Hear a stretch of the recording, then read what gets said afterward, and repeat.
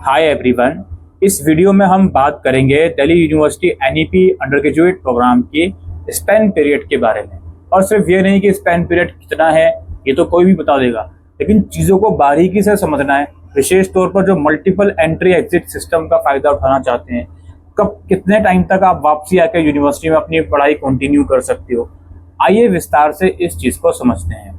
देखिए, सबसे पहले तो स्पेन पीरियड का मतलब ये होता है यूनिवर्सिटी के अंदर मैक्सिमम कितने सालों तक आप इनरोल कर सकते हो, आप स्टे कर सकते हो, इसका मतलब होता है स्पेन पीरियड। क्योंकि कई बार क्या होता है ना, हम एडमिशन लेते हैं, हम एग्जाम नहीं दे पाते, तो मैक्सिमम यूनिवर्सिटी कितना टाइम हमें उसको कंप्लीट करने के लिए देती है, उतने सालों को कहा जाता है स्पेन पीरियड। ठीक है, अब ये जो स्पेन पीरियड है एनईपी अंडर ग्रेजुएट प्रोग्राम का, ये 7 साल का है। जी हाँ, 7 ईयर्स का है।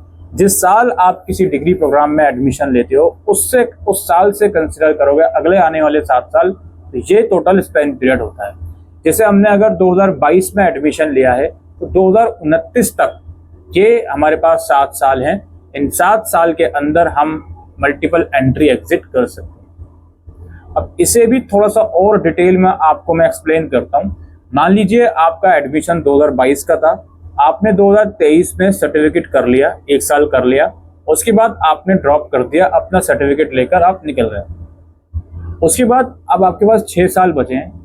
आपने डिसाइड करा 2026 में कि मैं वापसी आ रहा हूँ जी, मुझे वापसी अब कंटिन्यू करना है अपना सेकेंड ईयर से। तो 2026 में आपने डिसाइड करा, 27, 28 और 29। उसके बाद आपके पास 3 साल बचे हैं जी, 3 साल बचे हैं। अब इन 3 सालों का यूटिलाइज आप लोग करिए। अब आपको अगर अंडर ग्रेजुएट 3 साल की डिग्री चाहिए तो 2 साल आप और पढ़ लीजिए 28 तक। अगर आपको 4 ईयर की डिग्री चाहिए तो 29 तक आप पढ़ लीजिए। 29 के बाद तो आप वैसे भी नहीं पढ़ पाओगे, क्योंकि स्पेन पीरियड 29 में ही खत्म होगा।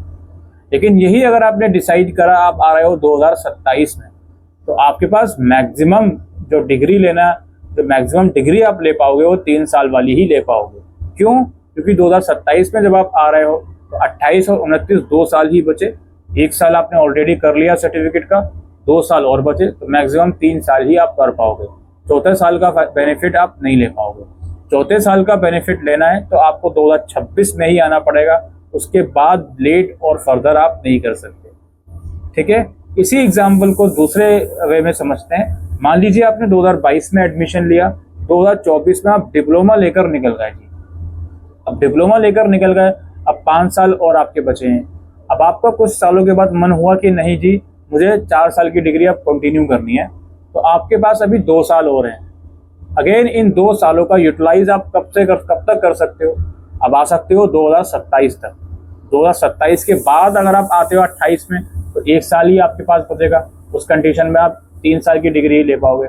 लेकिन आपको 4 साल की डिग्री चाहिए तो आपको आना पड़ेगा 2027 में वापसी, और आप 4 साल की डिग्री ले सकते हो।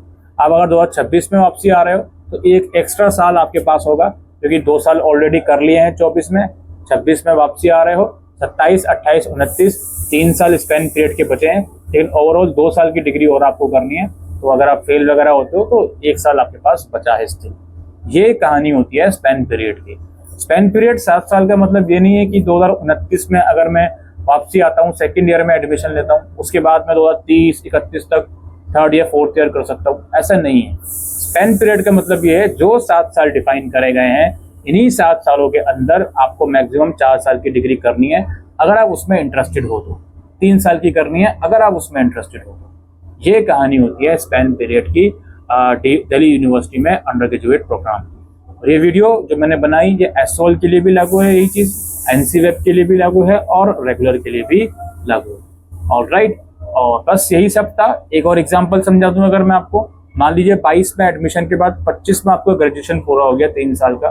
अब 25 में कंप्लीट होने के बाद आपके पास और 4 साल हैं, 26, 27, 28, 29। इन चारों सालों में कभी भी आपका मन हो 28 तक, 29 में तो नहीं कर सकते ना, 29 में आपको तो 30 में पूरा होगा वो, तो 28 तक, तो 28 में आके आप 14 साल कर सकते हो और अपना जो भी अंडर ग्रेजुएट की डिग्री 3 साल की है उससे 4 साल का करके निकल सकते हो।